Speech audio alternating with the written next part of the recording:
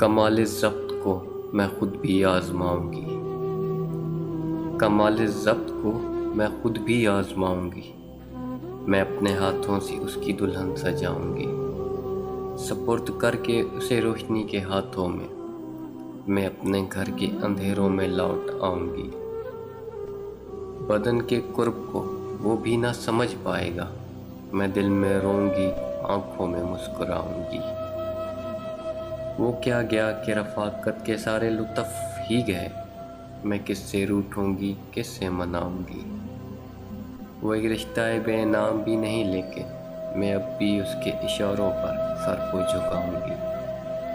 समातों में घने जंगलों की सांसें हैं, मैं अब भी तेरी आवाज़ नहीं सुन पाऊंगी। जवाब ढूंढता रहा था नई मोहब्बत का, वो कह रहा था मैं अब उसको भूल जाऊंगी।